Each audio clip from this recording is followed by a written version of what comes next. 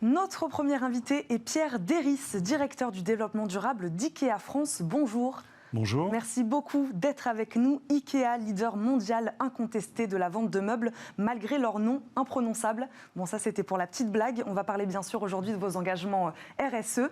J'aimerais d'abord avoir votre définition d'un mobilier durable, d'un mobilier responsable. Mobilier durable, un mobilier responsable, c'est un mobilier déjà qui répond à un usage. Paradoxalement, c'est vrai qu'il faut, et on souhaite, nous, IKEA, avoir des meubles qui sont fonctionnels, voilà, mais qui sont aussi esthétiques, et c'est vrai que l'on veut abordables. Et là, cette notion de facilité d'utilisation, d'esthétique qui rentre bien dans la pièce de la maison que l'on a choisie, mais aussi le fait que ça soit pas cher, ce sont les premiers éléments constitutifs de cette approche-là. Mais c'est vrai qu'on y ajoute la qualité, on y ajoute la durabilité, et pas uniquement dans dans une approche un petit peu conceptuelle, mais aussi au quotidien. On veut que nos produits soient durables. Et c'est vrai que, par exemple, depuis quelques années, on vend beaucoup de produits d'occasion. C'est vrai que c'est une mode aujourd'hui qui est bienvenue, mais c'est vrai que nous le faisons depuis longtemps. Depuis 60 ans, par exemple, nous avons dans tous nos établissements, dans tous nos magasins, juste avant la ligne de caisse, à droite ou à gauche, une zone qui fait 300, 400 mètres carrés. Et depuis 60 ans, nous y vendons des meubles de seconde main. On va en parler, encore moins cher. De votre branche économie circulaire, voilà. Seconde main, deuxième vie du mobilier. Vous parliez tout à l'heure de nouveaux usages. On peut aussi parler peut-être de nouveaux matériaux quand on parle aujourd'hui d'un meuble durable, oui. Aussi. Alors, les nouveaux matériaux, c'est surtout des matériaux qui deviennent unique pour fabriquer un produit. Je m'explique, c'est vrai que la notion de recyclabilité d'un produit est très importante. Et donc le fait de ne pas mélanger trop de matériaux sur un même produit est une première garantie de pouvoir ensuite le démanteler et ensuite le recycler si nécessaire. La qualité du produit, le fait qu'il puisse avoir une seconde vie est également en soi un élément clé. Et donc que ce soit la conception de nos produits, le fait qu'ils soient quand on prend une commode, nous essayons d'avoir des commodes qui sont en bois et nous essayons, et nous y arrivons, à avoir des commodes qui sont uniquement en bois et où il n'y a pas d'éléments de plastique, par exemple, pas d'autres éléments ou d'autres matériaux qui perturbent ensuite le cycle, soit de prolonger la vie du produit, soit de démantèlement et donc de recyclage. Pierre Derris, est-ce qu'on peut parler véritablement de remise en question du secteur du mobilier, de l'ameublement? Est-ce que vous l'avez senti à un moment qu'il fallait en effet prendre les devants et s'investir beaucoup plus, s'engager beaucoup plus sur cette question-là?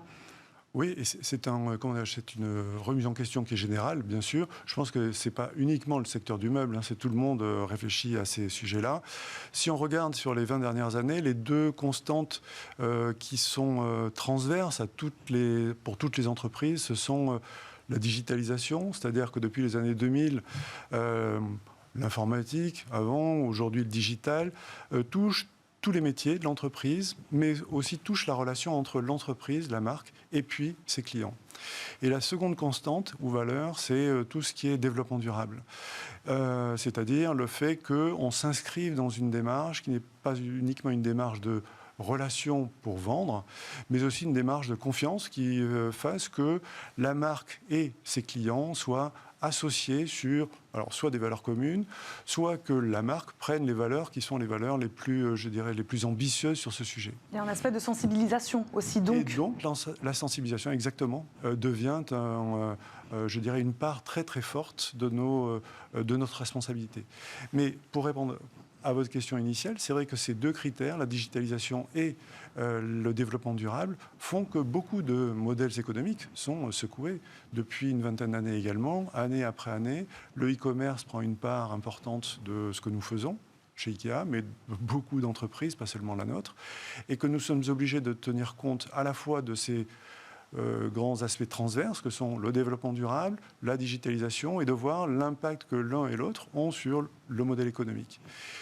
En associant les trois, c'est vrai qu'on arrive à une solution que l'on veut pérenne, et c'est, je pense, la meilleure réponse. Quand on va sur le site internet d'IKEA, Pierre Derys, en effet, on voit de plus en plus, donc, je ne sais pas, quelques exemples. J'ai vu des armoires de cuisine fabriquées en bouteilles plastiques recyclées, voilà, oui. C'en est un. Oui. Des accessoires écologiques en bambou. Ça, ce sont des produits très précis. Qu'en est-il de la durabilité des 99 produits, 99% de produits restants sur la gamme IKEA? 60% de nos produits sont fabriqués en bois, ce qui veut dire que l'on a, je dirais, une approche très pragmatique du sujet. Depuis très longtemps, le bois est pour nous très important. Donc il est depuis, je dirais, l'approvisionnement en bois a été pour nous la priorité de notre action, de notre démarche. Depuis cette année, janvier 2021, on a pu communiquer que 99% de notre bois est soit d'origine certifiée, soit utilise du bois recyclé, des sources recyclées. Donc on met tout en œuvre pour avec le bois, je dirais, avoir une démarche qui est positive en matière climatique. On utilise donc de moins en moins de plastique. Donc chaque année, on enlève des références en plastique et on les substitue, nous les remplaçons par d'autres matières premières. C'est ça qui est le plus important. Mais ce que l'on veut tout simplement, c'est qu'en 2030, l'ensemble de l'entreprise soit circulaire. C'est-à-dire que tous nos produits puissent devenir un futur produit à terme. De deux manières. Vous avez cette ambition sur 100% de vos produits d'ici 2030 ? Sur 100%. D'accord, c'est votre ambition. Oui, absolument. Vous parliez tout à l'heure, Pierre Derys, des prix, évidemment. On sait qu'aujourd'hui, un produit plus durable, plus respectueux de l'environnement coûte un peu plus cher. Comment faites-vous chez IKEA pour rester compétitif sur la question des prix ? Ça a toujours été notre Bien sûr, c'est pour ça qu'on va aussi chez vous, pour acheter des meubles pas très chers. Oui, ce qui est important pour nous, c'est d'avoir des produits et systématiquement cette notion de sustainability qui fait partie, ou de développement durable qui fait partie de ce qu'on appelle, nous, le design démocratique, où on parle de la fonction, on parle du prix, on parle du design du produit, de la qualité. Cette notion de développement durable est intrinsèque à la conception du produit. C'est-à-dire que systématiquement, c'est pris en compte et à la fin, je dirais, de la démarche, on a un prix qui doit être un prix bas. Pourquoi ? Parce qu'on est convaincu que ce soit dans l'achat et l'utilisation des produits ou dans les comportements, plus de Français en France utilisent des produits pas chers mais respectueux et où ont des comportements respectueux, meilleur est le résultat, meilleur est l'impact. Et ce qui est pour nous important, c'est véritablement cette notion d'arriver à faire bouger le plus grand nombre de personnes en même temps, et je dirais en commençant aujourd'hui. Et le prix est la véritablement porte d'entrée. D'ailleurs, sur le consommateur français, vous qui êtes en charge donc de la branche IKEA France, oui. Comment se place ce consommateur français sur l'appétence pour des biens mobiliers durables par rapport peut-être à d'autres pays européens? Dites-nous, comment le consommateur français réagit? Eh bien, paradoxalement, on fait partie des consommateurs les plus exigeants en Europe et même dans le monde. Les dernières infos que l'on a sur le sujet, les études que l'on a conduites en Europe montrent que 87% des Français ont envie d'avoir à la maison, hein, pas dans le magasin, mais à la maison, des produits qui respectent tous ces engagements et qui sont surtout des produits qui vont avoir un impact positif sur le monde qui est le nôtre aujourd'hui et celui de demain. Pierre Derys, il nous reste 2 minutes. J'avais aussi envie de vous poser la question sur l'énergie. Vous vendez aussi des panneaux solaires. Alors on s'attend bien sûr à des meubles de votre part. Des panneaux solaires, pourquoi ce choix ? Ouais. Le choix, c'est on est engagé dans l'utilisation des énergies renouvelables depuis de longues années, plus de 15 ans. Et ce qu'on a voulu, et c'est ça qui est important, c'est notre démarche, c'est associer le plus grand nombre à cette démarche-là. Et donc on a voulu offrir un service qui donne la possibilité aux Français d'acheter en toute confiance des panneaux solaires, de les faire installer sur leur maison et de produire à leur tour de l'énergie renouvelable. Et ce service-là, il est basé sur cet échange de confiance, celui de notre marque, mais surtout de gens avec lesquels nous sommes en partenariat, qui sont des vrais, je dirais, des vrais acteurs des énergies renouvelables. Je pense à Voltalia, qui est notre partenaire, et qui donc amènent tout ce qu'ils savent faire depuis des années sur le sujet. Et nous sommes là pour essayer de convaincre le plus grand nombre possible de Français d'aller dans cette démarche. On a parlé de la conception, de la production, de la distribution. J'ai envie de vous faire dire aussi un mot sur la livraison.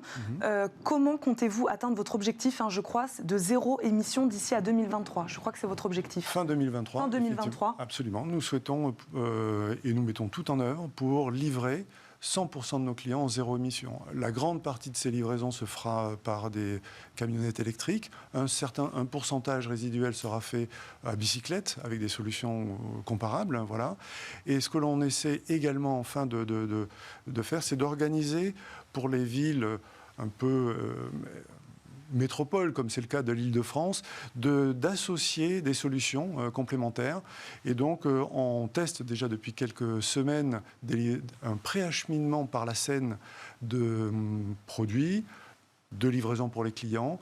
Et notre démarche est d'aller dans cette association. On préachemine beaucoup et le plus possible de volume par la Seine, et ensuite ce qui pollue donc beaucoup moins que des gros camions par exemple, absolument, mais aussi ce qui limite l'encombrement dans Paris et je dirais la première couronne. Et en soi, l'addition des deux gains est très significative. Merci beaucoup Pierre Derys. Je le rappelle, vous êtes donc directeur du développement durable d'IKEA France. Merci d'avoir passé cette première partie d'émission avec nous. C'est l'heure de notre débat. On parle de qualité de l'air.